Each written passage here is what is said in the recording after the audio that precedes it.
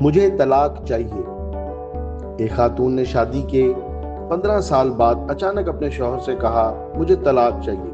شوہر نے حیران ہو کر وجہ پوچھی تو خاتون نے وجہ بتانے سے انکار کر دیا۔ شوہر نے ٹال دیا۔ چند روز بعد خاتون نے پھر وہی مطالبہ دہرایا۔ خامد نے پھر وجہ پوچھی۔ خاتون نے حسب سابق وجہ بتانے سے انکار کر دیا۔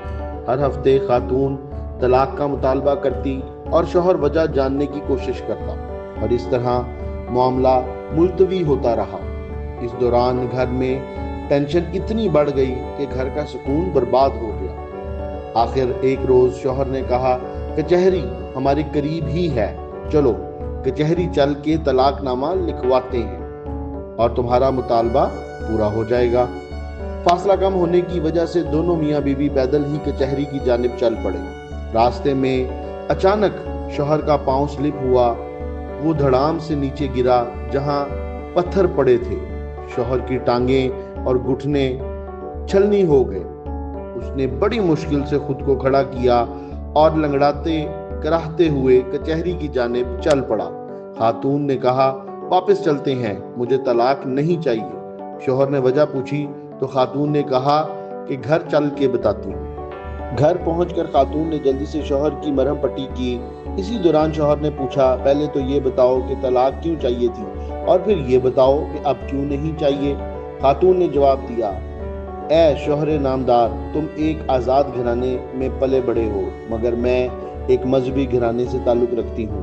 میں نے پڑھ اور سن رکھا تھا کہ خدا کے ناپسندیدہ بندوں پر کبھی آزمائش نہیں آتی، جبکہ خدا کے پسندیدہ بندے زندگی میں بہت سے مشکل اوقات دیکھتے ہیں۔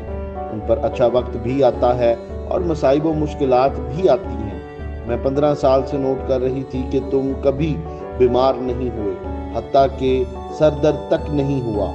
کبھی تمہارے گھر میں چور نہیں آیا، کبھی کسی قسم کا حادثہ نہیں ہوا، نہ تمہارا کوئی مویشی بیمار ہوا، نہ کوئی مشینری خراب ہوئی، اور نہ ہی کبھی کاروبار میں گھاٹا ہوا۔ یہ سب کچھ دیکھنے کے بعد میں اس نتیجہ پر پہنچی کہ تم پرسونا نان گریٹا ہو۔ خدا مصائب و مشکلات سے اسی کو گزارتا ہے جو اسے پیارا ہو، اور جو خدا کا پیارا نہیں وہ یقیناً جہنمی ہے۔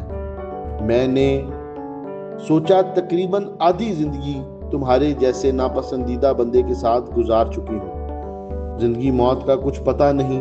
اگر میری موت تمہارے گھر میں ہوئی تو آخرت میں میرے ساتھ بھی وہی سلوک ہو سکتا ہے جو تمہارے جیسے بندے کے ساتھ ہونا ہے۔ چنانچہ میں نے علیحدہ ہونے کا پکا فیصلہ کر لیا، مگر خدا کو تم پر اور ہماری جوڑی پر ترس آ گیا، اور اس نے تمہاری طرف چھوٹی سی مصیبت بھیجی، جس سے میرا فارمولہ غلط ثابت ہوا۔ اب میرے حساب سے تم پرسونا نان گریٹا نہیں رہے، لہٰذا میں تمہارے جیسے نیک بندے کے ساتھ باقی زندگی گزارنے پہ اطمینان محسوس کروں گی۔